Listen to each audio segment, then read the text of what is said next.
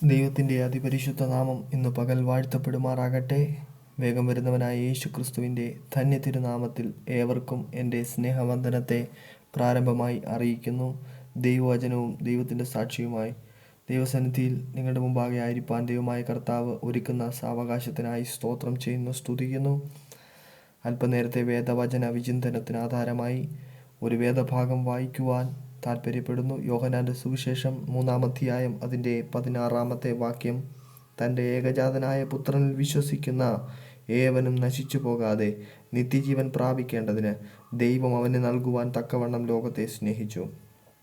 ഏവർക്കും സുപരിചിതമായ ഒരു വേദഭാഗമാണല്ലോ നാം ഇപ്പോൾ വായിച്ചു കേട്ടത്. ഇന്ന് പകലിൽ ഈ വേദഭാഗത്തിലൂടെ ഒരു വ്യത്യസ്തമായൊരു ചിന്തയെ ഇന്ന് പകൽക്കാലം കൈമാറുവാൻ ഞാൻ ആഗ്രഹിക്കുന്നു.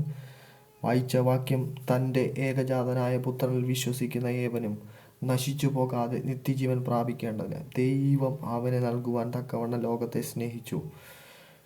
കർത്താവായ യേശു ക്രിസ്തു ഈ ഭൂമിയിലേക്ക് അവതരിച്ചത് പിതാവിൻ്റെ ഇഷ്ടപ്രകാരമാണ്. പിതാവിൻ്റെ ഇഷ്ടപ്രകാരം ഈ ഭൂമിയിലേക്ക് കർത്താവായ യേശു ക്രിസ്തുവിനെ പിതാവായ ദൈവം ഈ ഭൂമിയിലേക്ക് അയച്ചത് ലോകം അവനാൽ രക്ഷിക്കപ്പെടുവാനാണ്. ലോകം അവനാൽ ശിക്ഷാവിധിയിൽ അകപ്പെടുവാൻ വേണ്ടിയല്ല, ലോകം അവനാൽ രക്ഷിക്കപ്പെടുവാനാണ്. ലോകം അവനാൽ ന്യായവിധിക്ക് പോകുവാൻ വേണ്ടിയല്ല, ലോകം യേശു ക്രിസ്തു മുഖാന്തരം രക്ഷിക്കപ്പെടുവാൻ വേണ്ടിയാണ്. ഇന്ന് പകലിൽ തൻ്റെ ഏകജാതനായ പുത്രനിൽ വിശ്വസിക്കുന്ന ഏവനും നശിച്ചു പോകുവാൻ ദൈവം ഇടയാക്കത്തില്ല. തൻ്റെ ഏകജാതനായ പുത്രനിൽ വിശ്വസിക്കുന്ന ഏവനും നശിച്ചു പോകാതെ നിത്യജീവൻ പ്രാപിക്കേണ്ടത് ദൈവം അവനെ നൽകുവാൻ തക്കവണ്ണം ലോകത്തെ സ്നേഹിച്ചു.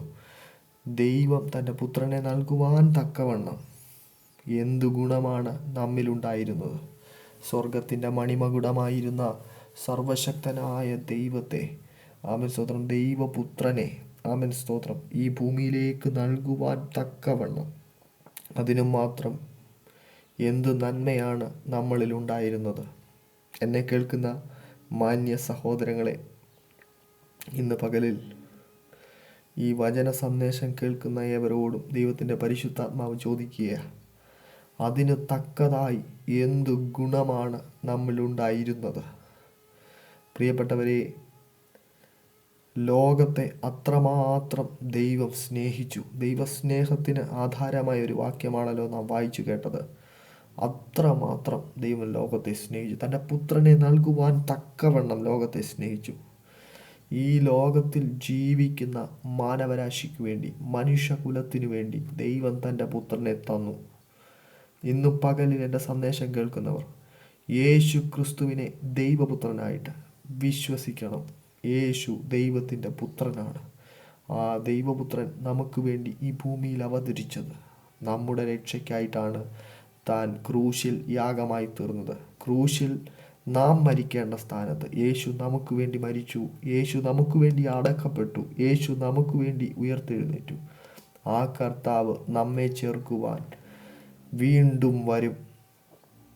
ന്യായവിധി ഇങ്ങ് അടുത്തിരിക്കുന്ന ഈ സമയത്ത് ദൈവത്തിൻ്റെ പരിശുദ്ധാത്മാവ് ഇന്ന് പകലിൽ വ്യക്തിപരമായിട്ട് ആലോചന പറയുക. ദൈവസ്നേഹത്താൽ നാം പിടിക്കപ്പെടണം. യേശു നമ്മെ തേടിയാണ് ഈ ഭൂമിയിലേക്ക് വന്നത്. അവൻ്റെ സ്നേഹത്തെ നാം അവഗണിക്കാൻ പാടില്ല. യേശു നമുക്ക് വേണ്ടിയാണ് ഈ ഭൂമിയിൽ യാഗമായി തീർന്നത്. പിതാവ് തൻ്റെ പുത്രനെ അയച്ചത് ലോകം അവനാൽ രക്ഷിക്കപ്പെടുവാനാണ്. ലോകം അവനാൽ ന്യായവിധിക്ക് പോകുവാൻ വേണ്ടിയല്ല. അപ്പോൾ അത്രമാത്രം നമ്മെ സ്നേഹിപ്പാൻ തക്കവണ്ണം നമ്മുടെ ജീവിതത്തിൽ എന്ത് ഗുണമുണ്ടായിട്ടാണ്?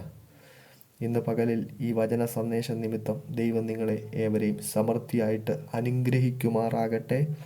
വിശേഷാൽ ദൈവത്തിൻ്റെ സ്നേഹം നാം മനസ്സിലാക്കണം. ദൈവം ആരാണ്? ദൈവം തൻ്റെ പുത്രനെ നൽകുവാൻ തക്കവണ്ണം എന്നെയും നിന്നെയും ലോകത്തെ മുഴുവനും അത്രമാത്രം സ്നേഹിച്ചു. എനിക്കും നിനക്കും വേണ്ടി കർത്താവ് യാഗമായി തീർന്നു. ദൈവം ഏവരെ സമൃദ്ധി അനുഗ്രഹിക്കുവാനാകട്ടെ. ആമേൻ.